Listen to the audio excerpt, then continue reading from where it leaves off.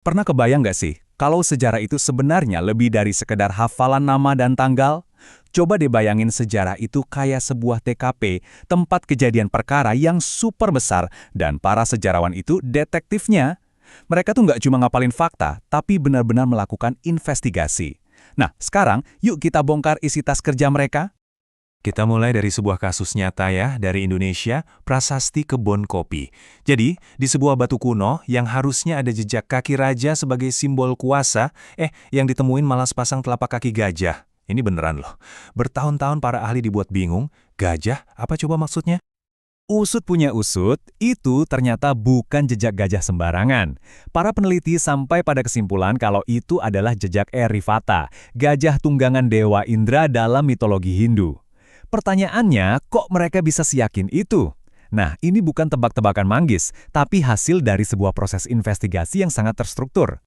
Proses inilah yang kita sebut penelitian sejarah. Anggap aja ini sebagai toolkit wajibnya setiap detektif sejarah. Isinya tuh seperangkat alat yang bantu mereka mengubah benda mati yang membisu, kayak prasasti Kebun Kopi tadi, jadi sebuah cerita yang hidup dan penuh makna. Jadi, apa aja sih isi toolkit ini? Kita bakal bedah prosesnya pakai kerangka 5 langkah dari sejarawan top, Kunto Wijoyo. Ini udah kayak SOP-nya lah ya buat setiap detektif sejarah yang mau memecahkan sebuah kasus dari masa lalu. Ini dia peta jalannya. Kita mulai dari pemilihan topik, terus lanjut berburu petunjuk di tahap heuristik, abis itu bukti-buktinya diuji di tahap verifikasi, baru deh kita sambung-sambungin semua benang merah di tahap interpretasi, dan terakhir, nulis laporan kasusnya di tahap historiografi. Yuk, kita mulai dari yang pertama. Oke, semua investigasi hebat itu kan mulainya dari pertanyaan yang pas. Di kasus kita ini, pertanyaannya, apa sih makna di balik jejak kaki gajah di Prasasti Kebon Kopi? Nah, topik ini pas banget. Unik, jelas dong. Bernilai, pasti. Ini bisa ngebuka pemahaman baru. Dan yang paling penting, praktis. Artinya buktinya tuh ada, tinggal nunggu buat diteliti.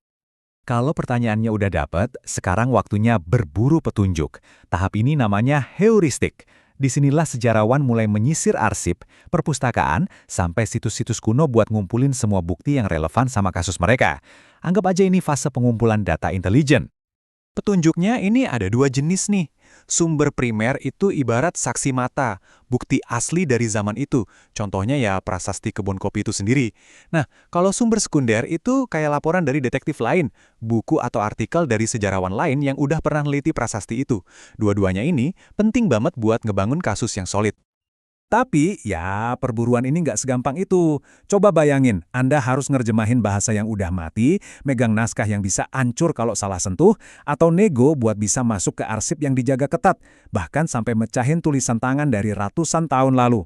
Wah, nggak gampang. Oke, kantong bukti kita sekarang udah penuh. Tapi pertanyaannya, apa semua petunjuk ini bisa dipercaya?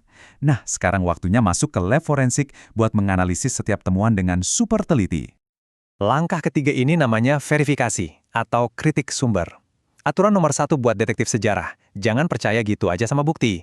Setiap artefak, setiap dokumen harus lolos serangkaian tes buat ngebuktiin keaslian dan kebenarannya. Ini bukti asli atau palsu? Verifikasi ini ada dua lapis. Pertama, kritik eksternal. Ini ngecek fisiknya. Beneran nggak sih batu ini dari abad ke-5? Tintanya cocok nggak sama zaman itu? Terus yang kedua, kritik internal. Nah, ini bedah isinya. Cerita di prasasti ini nyambung nggak sama apa yang kita tahu dari sumber lain di periode yang sama? Ada yang aneh atau janggal nggak? Setelah semua bukti kita lolos uji forensik, sekarang masuk ke bagian paling seru, interpretasi. Disinilah si detektif mulai masang semua potongan puzzle, nyambung-nyambungin benang merah antar fakta buat ngeliat gambaran besarnya. Jadi, apa artinya semua ini? Papi, ada satu aturan main yang penting banget di sini. Interpretasi itu bukan fiksi. Sejarawan harus tetap terikat sama bukti. Boleh aja mereka berimajinasi buat ngisi bagian yang kosong, tapi imajinasi itu harus selalu diikat sama fakta yang kuat. Nggak boleh ngarang bebas. Akhirnya, kasusnya terpecahkan. Kesimpulan udah ditarik. Tapi kerjaan si detektif belum selesai loh. Sekarang saatnya nulis laporan akhir dan ngebawa temuannya ke hadapan dunia. Langkah kelima dan terakhir ini adalah historiografi, atau gampangnya seni menulis sejarah. Ini adalah momen di mana semua analisis dan temuan tadi dirangkai jadi sebuah cerita yang masuk akal. Sejarawan merekonstruksi masa lalu, sepotong demi sepotong berdasarkan bukti-bukti yang udah terverifikasi tadi. Dan nulis laporan ini nggak bisa asal-asalan, ada aturannya. Bahasanya harus tepat, istilahnya konsisten, dan setiap klaim harus ada catatan kakinya yang jelas. Kenapa? Supaya detektif-detektif lain bisa ngelacak ulang langkah-langkah Anda dan nguji temuan Anda. Nah, inilah yang bikin sejarah jadi sebuah ilmu, bukan sekedar dongeng. Jadi begitulah perjalanannya. Dari sebuah pertanyaan aneh soal jejak kaki gajah, lanjut ke perburuan bukti dan analisis forensik, sampai akhirnya jadi sebuah pengetahuan sejarah yang solid. Metode 5 langkah inilah mesin yang mengubah tanda tanya dari masa lalu jadi sebuah titik terang pemahaman kita.